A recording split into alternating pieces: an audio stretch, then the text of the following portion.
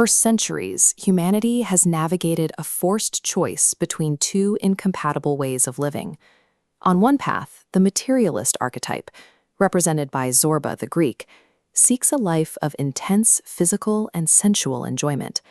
However, this pursuit often leads to a hollow center, characterized by persistent anxiety and a lack of inner peace.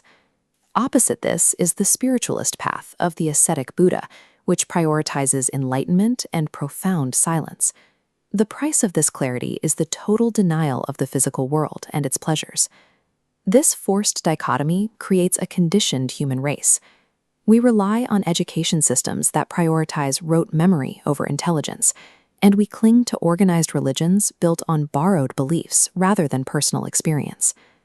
Modern societal anxiety is the result of this psychological fracture. We are taught to be half humans, suppressing either our worldly desires or our spiritual potential. Osho acted as a philosophical provocateur who sought to fuse these two extremes.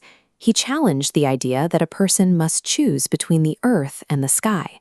His guiding principle was the creation of the new man, a human archetype designed to inhabit both the material and spiritual worlds simultaneously. He called this synthesis Zorba the Buddha. In this model, Zorba provides the broad, life-affirming foundation of material joy, while the Buddha represents the peak of meditative awareness. This synthesis rejects thousands of years of conditioning. It suggests that true liberation comes from living life to its fullest while maintaining a detached, meditative core. For the modern individual, achieving this state requires navigating deep psychological layers of suppression. Osho noted that traditional silent meditation often fails modern people. We are so burdened by emotional and mental tensions that sitting in stillness can feel impossible. He introduced dynamic meditation to address this. The technique uses Western catharsis to clear the mind before transitioning into Eastern silence. This active process moves through stages of chaotic breathing, explosive emotional release, and vigorous dance to exhaust the ego's defenses. This exhaustion leads to sakshi, or witnessing. Once the physical and emotional rubbish is cleared, the individual can finally become a detached observer of their own thoughts and sensations. Dynamic meditation uses psychological chaos as a tool. It clears the mental path so that pure inner stillness can actually happen.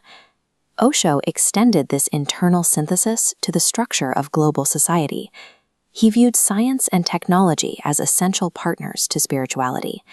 Using technology to automate labor and eliminate hardship gives humanity the time necessary for inner exploration.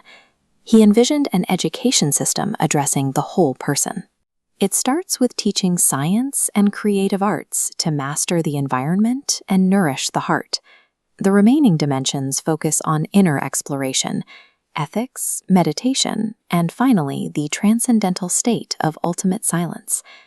Osho argued that as individuals become more aware and less divided internally, they will naturally reject the external divisions of the world, including national borders. This shift in consciousness necessitates a meritocracy, a global government led not by politicians seeking power, but by those whose intelligence was fostered by holistic education, scientists, artists, and mystics. This is a blueprint for a global civilization that integrates scientific progress with spiritual realization. A life lived with this perspective changes how an individual engages with every aspect of their day. The central result is responsibility. This is the capacity to react to the present moment with total awareness, rather than repeating patterns inherited from the past.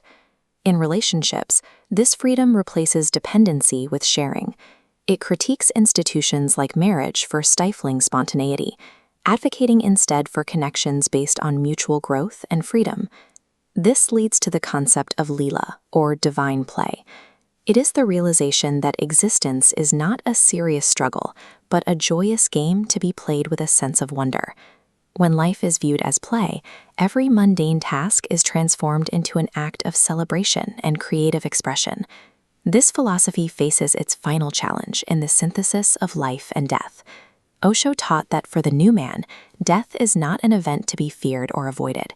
He viewed death as a transition, the final point of awareness and the culmination of a lifelong meditative practice. By merging the material joy of Zorba with the spiritual silence of Buddha, Osho challenges us to stop denying parts of ourselves. He invites us to shed our conditioning and celebrate the totality of existence.